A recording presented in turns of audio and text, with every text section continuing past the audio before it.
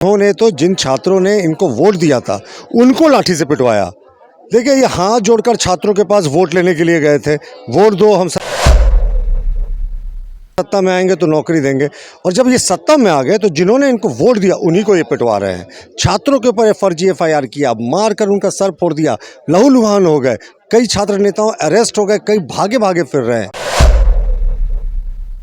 तो ये तो लाठी डंडों वाली सरकार है ना, यू टर्न मारने वाले लोगों की सरकार है, इनका अंत निकट है। छात्र नेताओं का भी कहना है कि उनके घेराव के दौरान जिस तरीके से उन पे लाठीचार्ज हुआ है वो इस बार सरकार को दिखाएंगे कि छात्र की लाठी में कितना जोर है।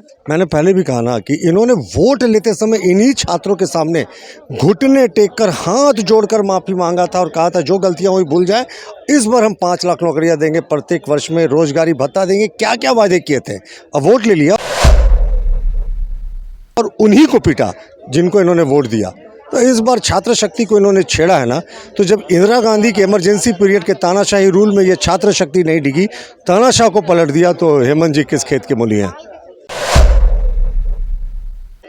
अभी हमारे साथ यहाँ भाजपा प्रवक्ता प्रतुल सहदेव मौजूद है, इनसे भी हम बातचीत करेंगे। सर, जिस तरीके से कि सूची जारी करके यहाँ लोगों को थाने में बुलाया गया है, क्या कुछ कहेंगे इसके बारे में? देखिए, ये फर्जी सरकार है, फर्जी एफआईआर करने वाले लोगों की सरकार है और हमारे कार्यकर्ताओं के ऊपर सैकड़ों फर्जी मुकदमे हुए हैं।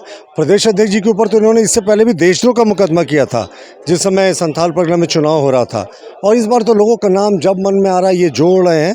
और इससे पहले भी जब नमाज स्थल का घेराव हुआ था तो बहुत नेताओं के ऊपर एफआईआर हुआ था, पुलिस से हथियार छीनने का आरोप लगा था। इस बार भी शांतिपूर्वक प्रदर्शन कर रहे कार्यकर्ताओं के ऊपर फर्जी एफआईआर हुआ। तो जब सरकार का जाना तय है तो बदहवासी में ध्यान बांटने के लिए, अपने मैनिफेस्टो से ध्यान बांटने के लिए ऐसे एफआईआर कर रहे हैं। पर हम राष्ट्रवादी दल के कार्यकर्ता हैं, ऐसे फर्जी एफआईआर से हमें कोई फर्क नहीं पड़ता। सरकार का सीधी तौर पे ये कहना है कि वो उन्होंने जिस पे भी एफआईआर किया है उन्होंने सीसीटीवी फुटेज देखने के बाद एफआईआर किया है। हमारे प्रदेश अध्यक्ष जी और जितने लोग आज जा रहे हैं विधायक जी, सब तो शांतिपूर्वक धरना दे रहे थे। ये झूठ बोलने वाले लोगों की सरकार है। अगर ये सीसीटीवी फुटेज में दिखा दें कि कहीं अध्यक्ष जी ने सरकारी कार्य में बाधा किया या जितने लोग हैं सरकारी कार्य में बाधा किया, बल्कि ये तो सुगम करने की कोशिश कर रहे थे। पुलिस वालों से अपील कर रहे थे कि आप लाठियाँ नहीं चलाएं। लेकिन झूठी सरकार है ना, एक झूठ को छिपाने के लिए बार बार झूठ बोलती जा रही है और इसी झूठ के दलदल में ये फंसकर सरकार चली जाएगी।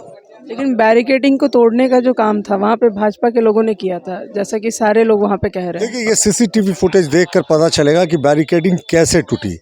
इससे पुलिस वालों ने तोड़ा, हमारे कार्यकर्ताओं ने तोड़ा, या हमारे कार्यकर्ता के वेश में कोई और लोग थे उन्होंने तोड़ा, ये तो सीसीटीवी फुटेज होगा।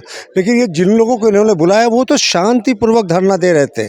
पुलिस उन पर बारिश कर रही थी, धक्का मुक्की कर रही थी, इन्होंने तो कोई रिटेलिएशन नहीं किया। फर्जी मुकदमा है, इनसे हम नहीं डरते। सरकार का जाना तय है, उल्टी गिनती शुरू हो गई है मुख्यमंत्री जी को, इसीलिए ऐसे थाना बुला रहे हैं। इस घेराव के बाद जो एफआईआर हुआ है उस पर आपको लगता है 2024 में आने वाले चुनाव पे कुछ असर पड़ सकता है? जनता जानती है ना, इन्होंने तो जिन छात्रों ने इनको वोट दिया था उनको लाठी से पिटवाया। देखिए, ये हाथ जोड़कर छात्रों के पास वोट लेने के लिए गए थे, वोट दो, हम सत्ता में आएंगे तो नौकरी देंगे। और जब ये सत्ता में आ गए तो जिन्होंने इनको वोट दिया उन्हीं को ये पिटवा रहे हैं। छात्रों के ऊपर फर्जी एफआईआर किया, मार कर उनका सर फोड़ दिया, लहूलुहान हो गए, कई छात्र नेताओं अरेस्ट हो गए, कई भागे भागे फिर रहे हैं। तो ये तो लाठी डंडों वाली सरकार है ना, यू टर्न मारने वाले लोगों की सरकार है, इनका अंत निकट है। छात्र नेताओं का भी कहना है कि उनके घेराव के दौरान जिस तरीके से उन पे लाठीचार्ज हुआ है वो इस बार सरकार को दिखाएंगे कि छात्र की लाठी में कितना जोर है।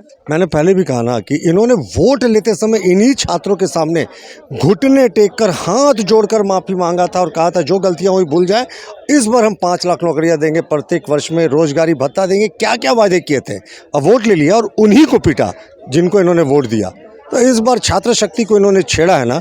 तो जब इंदिरा गांधी के इमरजेंसी पीरियड के तानाशाही रूल में ये छात्र शक्ति नहीं डिगी, तानाशाह को पलट दिया, तो हेमंत जी किस खेत के मूली हैं।